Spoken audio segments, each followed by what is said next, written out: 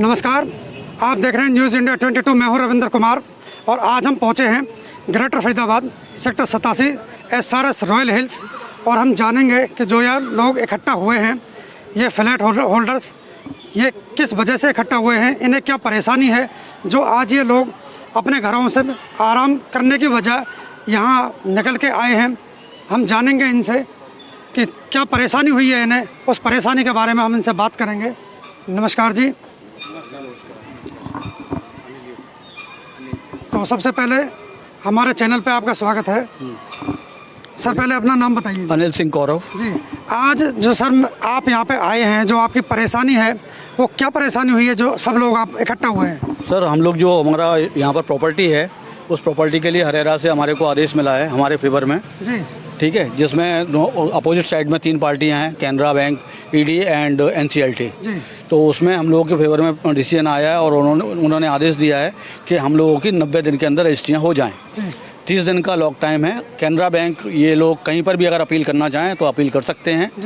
उसके बाद में 31वें दिन से हमारी रजिस्ट्रियाँ स्टार्ट हो जाएंगी और इनको अमान्य घोषित कर दिया जाएगा। इनकी कोई अपील सुनवाई नहीं हो जाएगी।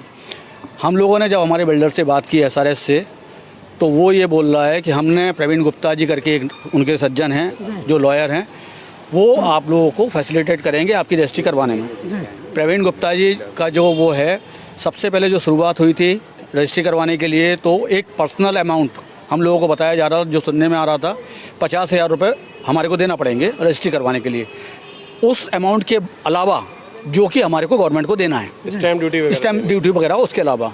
तो हम लोगों ने जब ये बात करी, हमारी सोसाइटी से कुछ भाई लोगों ने उनसे नेगोशिएट किया, नेगोशिएट करा करके वो 41,500 रुपये फाइनल अब जा कर के आया कि हम 41,500 रुपये फाइनल कर रहे हैं, आपको इतना तो देना ही पड़ेगा।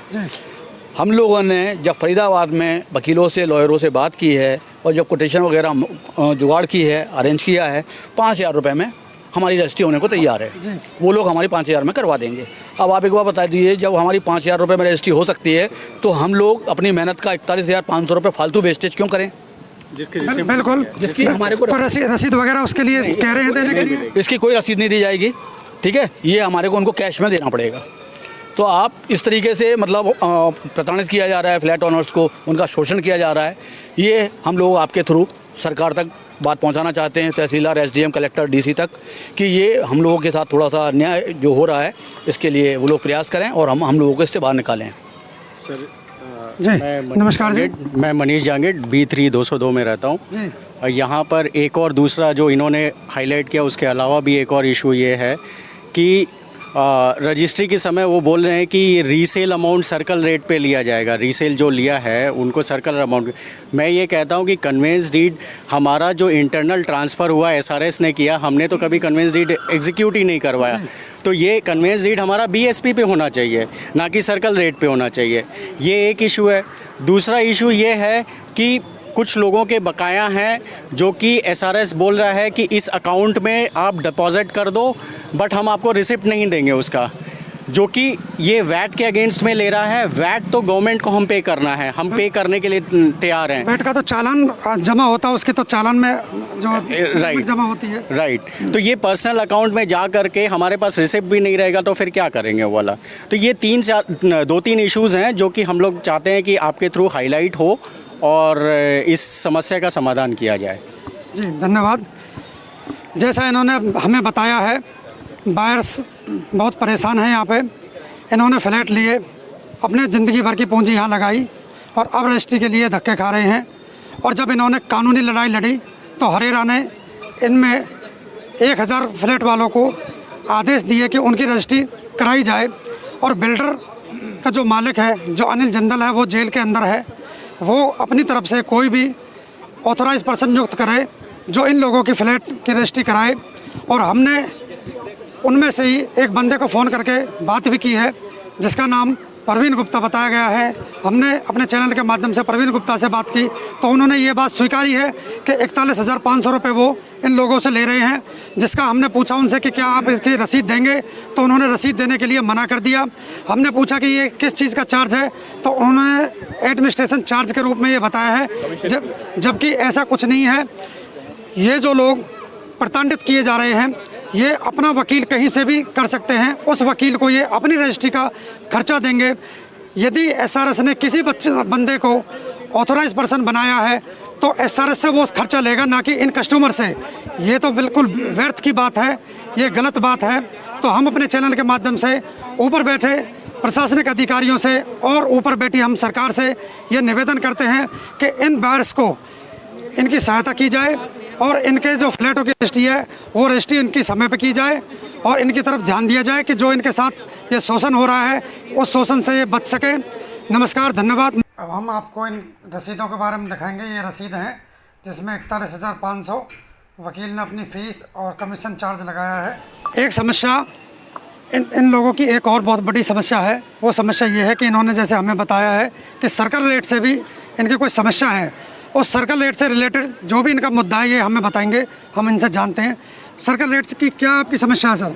सर, यहाँ हम लोगों ने 2014 में पोजीशन मिला, उससे पहले के फ्लैट लिए हुए हैं, रजिस्ट्री आज तक नहीं हुई जी किसी भी बिल्डर की वजह से। बट उस समय इसकी वैल्यू जो है 30 लाख 32 लाख इससे ज़्यादा नहीं थी जी। आज जो है सर्कल रेट बढ़ चुके हैं। अब इस समय कोर्ट का ऑर्डर आने के बाद रजिस्ट्री के लिए जब लोग रेडी हो रहे हैं तो सर्कल रेट पता चल रहा है कि ये 4200 रुपये पर स्क्वायर फीट है। रेट के हिसाब से उस पे 5, 6, 7% का स्लैब बना हुआ है। ये रेट इतना ज़्यादा चला जा रहा है कि लोगों के ऊपर एक बर्डन बन रहा है। इससे लिए जब हम थोड़ा सा पता चल रहा है कि ये प्रॉपर्टी जो है हम लोगों की बीएसपी पे होनी चाहिए, न कि सर्कल रेट पे होनी चाहिए। इसका वजह ये है कि ये इंटरनल ट्रांसफ़र तो बहुत सारे हुए। कोई एक बार बिल्डर से लिया, उसके बाद सेलर ने बेचा, फिर उसके बाद रीसेल हुआ, इस तरह का। बट इसका गवर्नमेंट के अकाउंट में कोई इसका रिकॉर्ड नहीं है। तो ये प्रॉपर्टी एक फ्रेश सेल में जाती है और इनका जो फर्स्ट टाइम जो एग्जीक्यूशन होता है वो कन्वेंस डीड होता है, न कि सेल डीड होता है। अभी तो सारे लोगों की रजिस्ट्रियाँ ही नहीं हुई, तो रीसेल का तो सवाल ही नहीं है, क्योंकि चंद लोगों की शुरू में रजिस्ट्रियाँ हुई थी। अभी तो कन्वेंस डीड होंगी, उसके बाद कहीं जाके सेल डीड होंगी। फिर ये सेल डीड में आपको प्रताड़ित किस वजह से कर रहे हैं? जी बिल्कुल ठीक कह रहे हैं। तो इस पर हमारी फर्स्ट टाइम जो भी सबका एग्जीक्यूशन कन्वेंस डीड होगा, इस पर हमारा बीएसपी चार्ज पे वो जो स्लैब डिफाइंड है गवर्नमेंट के 5, 6, 7% उस पर होनी चाहिए रजिस्ट्रियाँ, न कि सर्कल रेट के बेसिस पे। फिर भी हमें इस तरह से रीसेल को, इंटरनल ट्रांसफ़र को भी रीसेल बता करके सर्कल रेट पे चार्ज किया जा रहा है। ये तो बायर्स के साथ सरासरी धोखा है, इनको ठगा जा रहा है और ये ठगा महसूस कर भी रहे हैं, क्योंकि अभी तो पूरे सोसाइटी की रजिस्ट्रियाँ ही नहीं हुई। जब पूरे लोगों की रजिस्ट्रियाँ नहीं हुई तो रीसेल का तो अभी कोई सवाल ही नहीं है। अभी तो खुद रेरा ने 1000 लोगों की रजिस्ट्रियों के ऑर्डर किए हुए हैं, तब उन लोगों की सबकी रजिस्ट्रियाँ होंगी, तब वो मार्केट में चलन में आएंगी। वो 1% से दूसरे पर्सन से तीसरे पर्सन, तब वो रीसेल कहा जाएगा, तब वो रीसेल में आएंगी। अभी तो इन लोगों के लिए फर्स्ट कन्वेंस डीड है, तो ये तो गलत कर रहा है प्रशासन भी और बिल्डर भी। तो हम अपने चैनल के माध्यम से प्रशासन से ये अनुरोध करेंगे कि इनके साथ बिल्कुल उचित न्याय किया जाए और जो गलत कर रहा है उसके साथ कड़ी कार्रवाई की जाए। धन्यवाद।